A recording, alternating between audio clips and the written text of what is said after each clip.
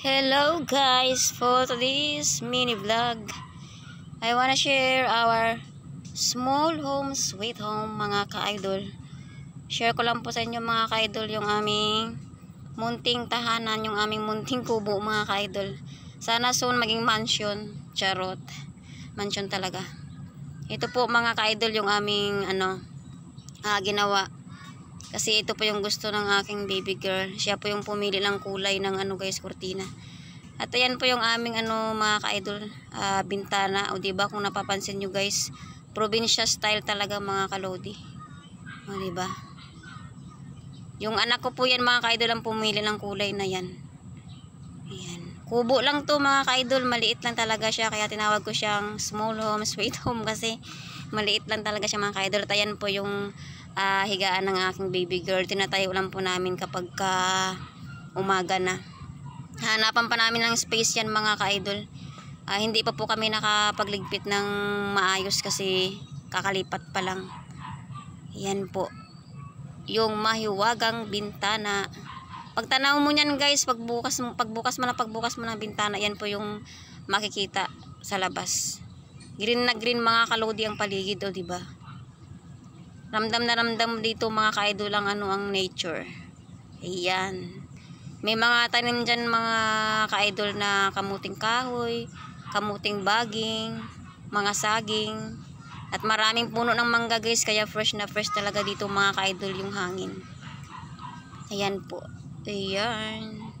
May mga gabi pa dyan guys. Marami din pong saging dyan. Tanim po yan ng aking father-in-law na masipag. Masarap sa mata mga ka-idol yung yung tingnan yung pagmasdan yung paligid kasi green na green pa talaga siya. At marami pa dyan mga gulay guys. Ang ginagawa po dito mga ka-idol kapag tag-ulan, nasa taas po yung mga pananim, kapag summer nasa ibaba. Kasi medyo malapit po siya mga ka-idol sa ilog. Kaya para-paraan lang. Ito po mga ka-idol, ayan yung aming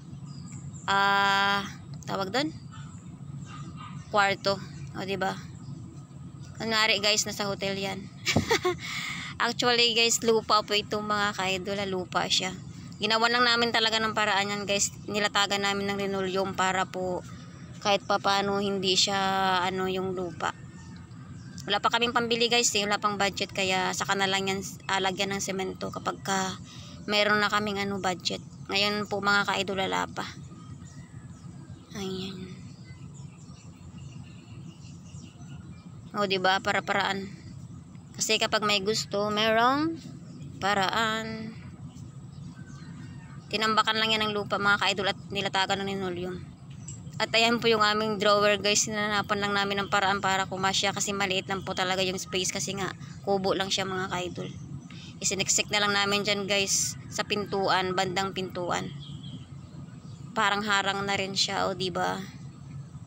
Kalain mo to mga ka-idol, kumasya dito yung mga gamit. Ganito kalaki.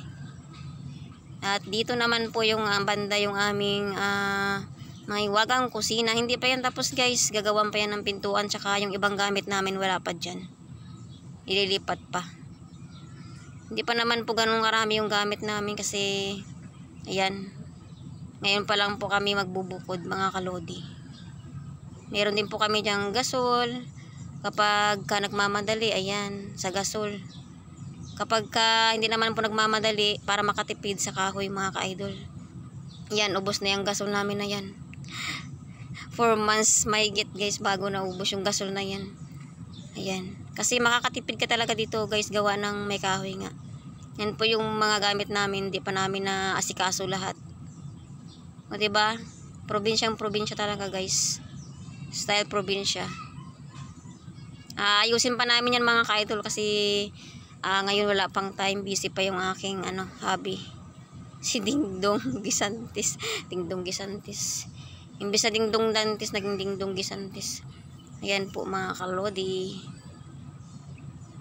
At dito naman po tayo guys sa aming munting tindahan. Kunti pa lang yan mga ka-idol, dadagdagan pa namin yan. Every Sunday po kami namamalengke. Sa ngayon po, kunti pa lang talaga guys yung laman yan kasi sinasabi ko po nga sa inyo na wala pa kaming budget. Nagkasakit po yung aking hobby kaya yung aming tawag ng pera napunta po sa doktor mga ka-idol. Kaya kayo po mag-ingat-ingat para hindi magkasakit. Ingatan po ang kalusugan. Dahil kapag doktor na ang dumari, talagang butas ang bulsa mga kalodi. Sana po soon madagdagan din itong mga paninda na to. Pupunuin din namin to guys, not now but soon. Charot. Ito po yung aming munting tindahan guys. Ayan, anyway po, hindi po kami dito gumastos ng ganun kalaki. Siguro yung mga gastos namin wala pang 5,000. Maliit lang talaga guys, kasi yung yung father-in-law ko po, siya po yung tumulong sa asawa ko para gumawa nitong kubo na to. Ayan, munting tahanan mga ka-idol, kasi dati po umuupa kami.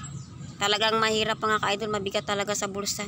Malaki po yung sinasahod niya pero halos doon lang din napupunta. Every month magbabayad ka po sa bill, magbabayad ka sa upa ng bahay. Kaya wala din po talaga, hindi ka rin po talaga makakaipon. Ayan, kaya sikapin na lang po namin, magtiyaga na lang po muna sa ganito. Malay mo balang araw, 'di ba? Malay lang yun. Malay mo, malay ko, malay nating lahat. Malay siya. Yes, sa susunod guys, magtitinda na rin po kami ng ng soft drinks, kahit po styro na lang kasi wala ngang ref. Thank you for watching guys. Until my next video. Bye bye.